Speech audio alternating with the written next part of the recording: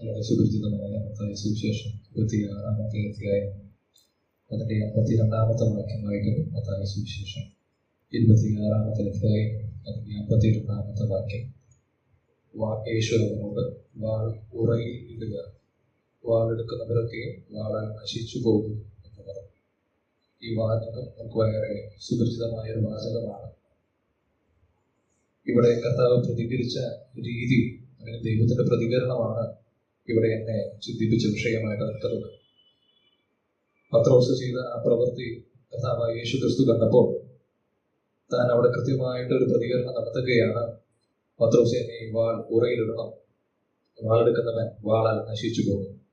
നമുക്കറിയാം ആരെയാണ് പത്രോസ് വെട്ടിയത് എന്നുള്ളത്. യോഹന്നാന്റെ സുവിശേഷത്തിലേക്ക് വരുമ്പോൾ മഹാപുരോഹിതന്റെ ദാസനായിരിക്കുന്ന മൽക്കോസിനെയാണ് താൻ വാളുകൊണ്ട് വെട്ടുന്നതും. യേശു കർത്താവ് തന്റെ ദൈവത്വത്തെ പിന്നെയും അവിടെയും വെളിപ്പെടുത്തുന്നുണ്ട്.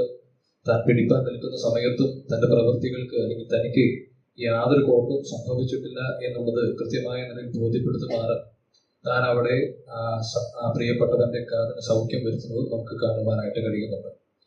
ഞാൻ നേരത്തെ സൂചിപ്പിച്ചതുപോലെ ഇവിടെ ദൈവം പ്രതികരിച്ച രീതി എന്ന് പറയുന്നത്, അങ്ങനെ ഒരു പത്രോസ് ആ രീതിയിൽ പ്രതികരിച്ചപ്പോൾ വാളെടുക്കുന്നവൻ വാളാൽ എന്ന് പറഞ്ഞുകൊണ്ട് വാൾ ഉറയിലിടുക ആവശ്യപ്പെടുകയാണ്.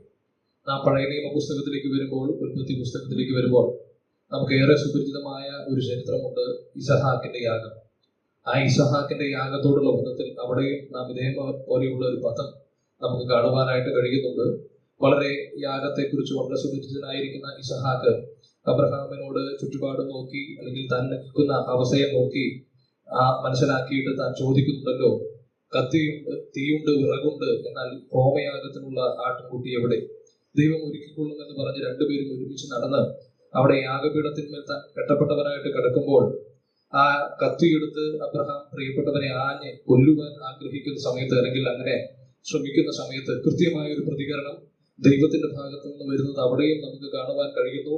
അബ്രഹാമേ, അബ്രഹാമേ, ബാലന്റെ മേൽ കൈവയ്ക്കരുത്. അവിടെ കൃത്യമായ നിശേഷം അവിടെ ഗ്രഹിക്കുവാനായിട്ട് ഒരുപ്പെട്ട് നിൽക്കുന്ന അബ്രഹാമിനോടും ദൈവത്തിന്റെ പ്രതികരണം എന്ന് പറയുന്നത് ആ കത്തി അഥവാ വാൾ അല്ലെങ്കിൽ വളരെ മൂർച്ചയേറിയിരിക്കുന്ന വസ്തു നീ മാറ്റുക എന്നുള്ള പ്രതികരണമാണ് അവിടെ ദൈവത്തിന്റെ ഭാഗത്തു നിന്ന്, യഹോവയുടെ ഭാഗത്തു നിന്ന് കാണുവാൻ കഴിയുന്നത്.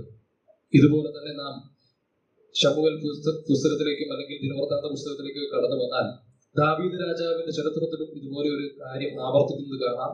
സാത്താൻ ഇസ്രായേലിനെതിരെ പ്രവർത്തിച്ചു തുടങ്ങിയപ്പോൾ ദാവീദും തനിക്ക് ആ നിലയിൽ തന്റെ ഉള്ളിൽ ജനത്തെ എണ്ണുവാനായിട്ട് പ്രേരിപ്പിക്കപ്പെട്ട് എണ്ണുന്ന കാഴ്ച അവിടെ ദിനവൃത്താന്ത പുസ്തകം 1 ദിനവൃത്താന്തം 21 നാം കാണുന്നുണ്ട്. ശമൂവേലിന്റെ പുസ്തകം അവിടെയും നാം ഇത് കാണുന്നുണ്ട്. അവിടെ ഈ പ്രവൃത്തി താൻ ചെയ്തത് മുഖാന്തരം ദൈവത്തിന് അനിഷ്ടമായിട്ട് ദൈവം പറയുന്ന 3 വിഷയങ്ങളുണ്ട്, 3 ബാധകൾ. അതിലേതൊന്ന് വേണമെങ്കിൽ നിനക്ക് തിരഞ്ഞെടുക്കാം. അതിന് മറുപടിയായിട്ട് അവിടെ ദാവീദ് തിരഞ്ഞെടുക്കുന്നത് ദൈവത്തിന്റെ കയ്യിൽ തന്നെ വീഴുന്നതാണ് എനിക്ക് ഏറ്റവും ഉചിതം. അതിനുള്ള കാരണവും താൻ അവിടെ പറയുന്നുണ്ട്. ദൈവത്തിന്റെ കയ്യിൽ കരുണയുള്ള ഈ കയ്യിൽ വീഴുന്നതാണ് ഉചിതം എന്ന് പറഞ്ഞ് ദാവീദ് അത് തെരഞ്ഞെടുക്കുന്നു. എന്നാൽ എന്താണ് സംഭവിക്കുന്നത് എന്നുള്ളത് നമുക്കറിയാം. ഏകദേശം 70,000 പേർ ആദ്യത്തെ പ്രാവശ്യത്തിൽ തന്നെ ആ ദൂതനാൽ നശിക്കപ്പെടുകയാണ്. അങ്ങനെ നശിക്കപ്പെടുന്ന സമയത്ത് അവിടെ വായിക്കുന്നത് ഇപ്രകാരമാണ്. 1 ദിനവൃത്താന്തം 21-ന്റെ 15-ാമത്തെ വാക്യത്തിൽ അവിടെ ഇങ്ങനെ നാം കാണുന്നു, ദൈവത്തിന് മനസ്സലിവ് തോന്നിയിട്ട്, ദൈവത്തിന് അനുതാപം തോന്നിയിട്ട് ദൂതനോട് അഥവാ നാശക ദൂതനോട് പറയുകയാണ്, നിന്റെ വാൾ ഉറയിലിടുക അല്ലെങ്കിൽ കൈ പിൻവലിക്കുക. അതിനുശേഷം പിന്നീട് വായിക്കുമ്പോൾ ദാവീദ് ദൈവത്തിന്റെ സന്നിധിയിൽ നിന്ന് തന്റെ വിഷയം അവതരിപ്പിക്കുമ്പോൾ, ഇസ്രായേലല്ല പാപം ചെയ്തത്, ഞാനാ പാപം ചെയ്തത്, എന്താണ് ദൈവമേ ഇങ്ങനെ പ്രവർത്തിക്കുന്നത് എന്ന് ചോദിച്ചിട്ട് ആ കാര്യം പറഞ്ഞപ്പോൾ ദൈവം ഒരു പ്രതിവിധി ആവശ്യപ്പെടുന്നു. ആ പ്രതിവിധി എന്ന വണ്ണം ഒർന്നാന്റെ സ്ഥലം വാങ്ങി താൻ ഹോമയാഗം കഴിക്കുമ്പോൾ അവിടെ പിന്നെയും ആ വാക്ക് അവിടെ വരുന്നുണ്ട്. ദാവീദ് ദൂതനോട് താൻ ദൈവം യഹോവ അരുളി ചെയ്യുകയാണ്, ആ വാൾ ഉറയിലിടുക. അവിടെ എങ്ങനെയാണ് എഴുതി വെച്ചിരിക്കുന്നത്? ദൂതൻ രണ്ടാമതും വാൾ ഉറയിലിട്ടു. ഞാൻ പറയുവാൻ ആഗ്രഹിച്ച വിഷയം എന്ന് പറയുന്നത്, പ്രത്യേക നിലയിൽ പ്രതികരിക്കേണ്ടുന്ന സമയത്ത് കൃത്യമായ ഒരു പ്രതികരണം യഹോവ നടത്തുന്നുണ്ട്.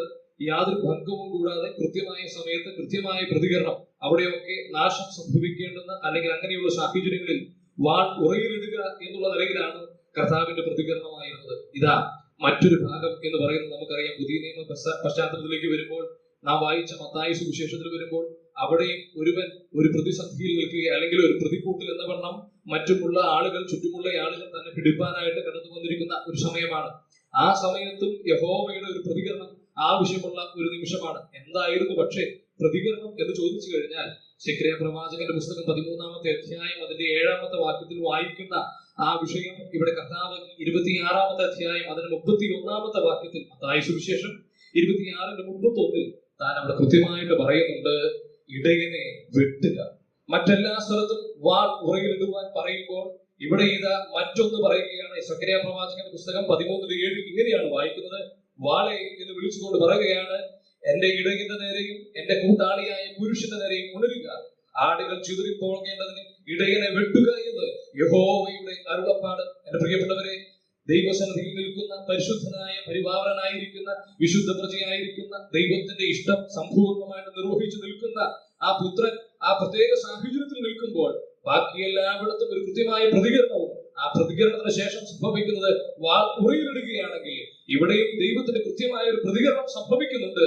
ആ പ്രതികരണം എന്ന് പറയുന്നത് കാരുണ്യവാനായ സ്നേഹസമ്പന്നനായ ദൈവത്തിന്റെ പ്രതികരണം എന്ന് പറയുന്നത് ഇടയന്റെ നേരെ എന്റെ കൂട്ടാളിയായ പുരുഷന്റെ നേരെ ഉണർന്നിട്ട് ഇടയനെ വെട്ടുക എന്നുള്ളതാണ് അതിന്റെ പ്രതികരണമായിട്ട് നിൽക്കുന്നത്. എന്താ ഇതിന് കാരണം എന്ന് ചോദിച്ചു കഴിഞ്ഞാൽ, മഹാകവി കെ.വി.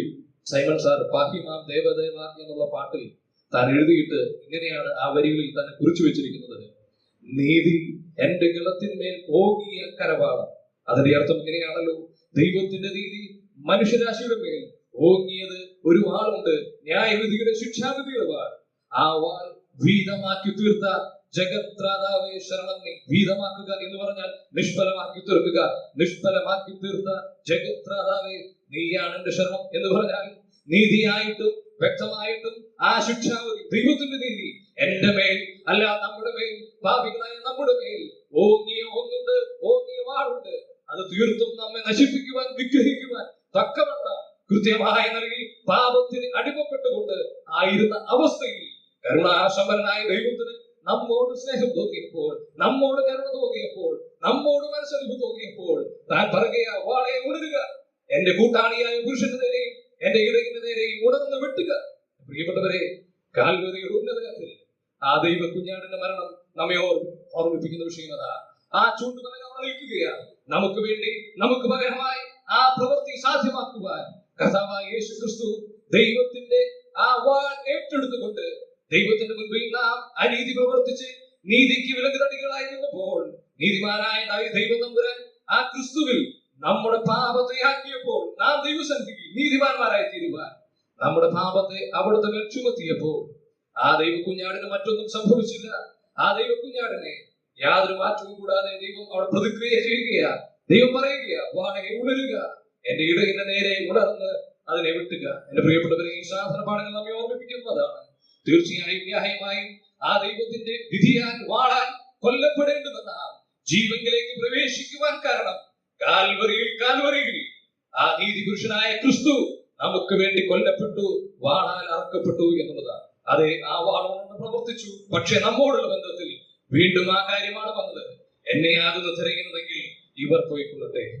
എന്റെ പ്രിയപ്പെട്ടവരെ, ആ വാൾ തീർച്ചയായും നമ്മുടെ കഴുത്തിന്മേൽ കൊള്ളേണ്ടതായിരുന്നു. എന്നാൽ മാറ്റം സംഭവിച്ചു. പുത്രനായ ക്രിസ്തു അത് ഏറ്റെടുത്തുകൊണ്ട് ആ നിലയിൽ നമുക്ക് വേണ്ടി നൊന്തു പിടഞ്ഞു മരിച്ചു എന്നുള്ളത് കൊണ്ട് ആ ദിവ്യ സ്നേഹത്തെ ഓർത്തുകൊണ്ട് ദൈവത്തിന്റെ സന്നിധിയിൽ വീണ്ടും നമുക്ക് ഏറ്റുപാടാം, ആ ജഗത്രാതാവേ അങ്ങ് മാത്രമാണ് ഞങ്ങളുടെ ശരണം എന്നുള്ള നിലയിൽ നമുക്ക് ദൈവസന്നിധിയിൽ നമ്മുടെ ആരാധന അർപ്പിച്ച ദൈവത്തെ മഹത്വപ്പെടുത്താം. അവിടെ നാം മഹത്വപ്പെടുമാറാം.